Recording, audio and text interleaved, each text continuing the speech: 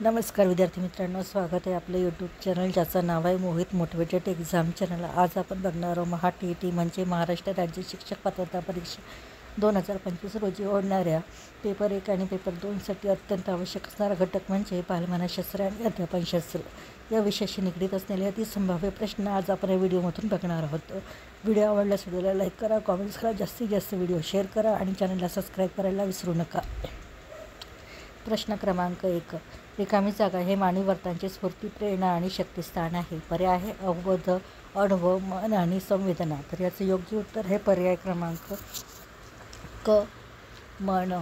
त्यानंतर बघूया प्रश्न क्रमांक 2, ग्रीक व रिकामी जागा काळापासून मानसशास्त्राचा विचार चालू आहे। पर्याय आहे लॅटिन, रोमन, युरोप यापैकी नाही। तर याचं योग्य उत्तर आहे पर्याय क्रमांक ब, रोम। त्यानंतर प्रश्न क्रमांक 3, अध्ययन करणे ही नैसर्गिक रिकामी जागा प्रक्रिया आहे। पर्याय आहे सहज, औपचारिक, अनौपचारिक 2 आणि 3। तर याचे योग्य उत्तर आहे पर्याय क्रमांक अ, सहज। पर्याय क्रमांक 4, प्रश्न क्रमांक 4, रिकामी जागा शतकात शरीरशास्त्र व पदार्थ विज्ञान यातील संबोध प्रगती मानसशास्त्राच्या विकासात पोषक ठरली। पर्याय आहे 17व्या शतकात, 19व्या शतकात आणि 21व्या शतकात। तर याचे योग्य उत्तर आहे पर्याय क्रमांक क, 19व्या शतकात। प्रश्न क्रमांक 5, रिकामी जागा शतक हे मानसशास्त्राचे शतक मानले जाते। पर्याय आहे 18वे शतक, 19व्या शतक, 20व्या शतक आणि 21व्या शतक। तर याचे योग्य उत्तर आहे पर्याय क्रमांक क, 20व्या शतक। पर्याय क्रमांक ब, 19व्या शतक।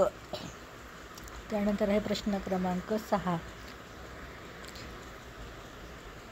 व्यक्तीच्या वर्तनावर, मनस्थितीवर त्याच्या रिकामी जागा अवस्थेचा परिणाम होत असतो। पर्याय आहे शारीरिक, मानसिक, भावनिक यापैकी नाही। तर याचे योग्य उत्तर आहे पर्याय क्रमांक 1, शारीरिक।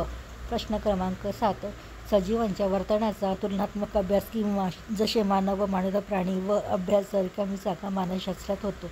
पर्याय आहे तुलनात्मक, वैस्कासिक, व्यक्तिभेद वरील सर्व। तर याचे योग्य उत्तर आहे पर्याय क्रमांक अ, तुलनात्मक।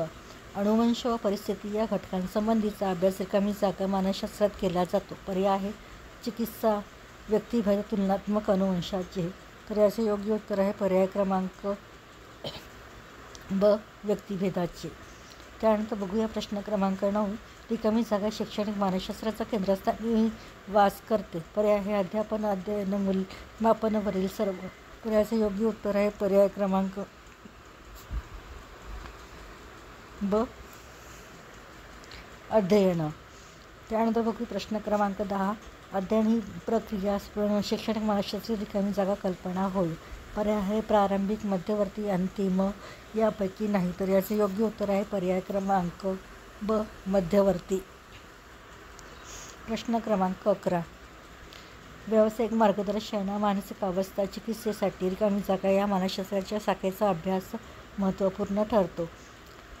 पर्याय आहे व्यक्तिभेद, औद्योगिक, शारीरिक, चिकित्सा। तर याचे योग्य उत्तर आहे पर्याय क्रमांक अ, व्यक्तिभेद। त्यानंतर बघू प्रश्न क्रमांक 12, भावना आणि विचार यातील जिवंतपणा रिकामी जागा पद्धतीमुळे अनुभवू शकतो। तर याचं योग्य उत्तर कोणतं आहे ते तुम्हाला सांगायचं आहे। पर्याय आहे परिनिरीक्षण, आत्मनिरीक्षण, जीवनवृत्तांत वरील सर्व। तर या रिकामी जागेचं कोणतं योग्य उत्तर असणार आहे तुम्ही कॉमेंट्स बॉक्समधून मला सांगू शकता। त्यानंतर बघूया प्रश्न क्रमांक 13, रिकामी जागा मनात दडलेल्या भावनांचा व वासनांचा मनुष्य पद्धतीने अभ्यास करता येत नाही। पर्याय आहे बोध, अवबोध 1 आणि 2 यापैकी नाही। तर याचं योग्य उत्तर आहे पर्याय क्रमांक ब, अबोध। प्रश्न क्रमांक 14, आत्मनिरीक्षण आणि बाह्य निरीक्षण या पद्धतीत रिकामी जागा आहे। पर्याय आहेत परस्परपूरक, परस्परावलंबी, विरोधी यापैकी नाही। तर याचे योग्य उत्तर आहे पर्याय क्रमांक अ, परस्परपूरक। प्रश्न क्रमांक 15, बाह्य निरीक्षण पद्धतीला रिकामी जागा असेही म्हणतात। पर्याय आहे प्रायोगिक, अप्रायोगिक, अपरीक्षण, अनिरीक्षण। तर याचे योग्य उत्तर आहे पर्याय क्रमांक ब, अप्रायोगिक। प्रश्न क्रमांक 16, तुलनात्मक पद्धतीने अभ्यास करण्यासाठी रिकामी जागा ही पद्धत परिणामकारक आहे. पर्याय आहे प्रायोगिक सर्वेक्षण, अप्रायोगिक निरीक्षण यापैकी नाही. तर याचे योग्य उत्तर आहे पर्याय क्रमांक अ, प्रायोगिक निरीक्षण.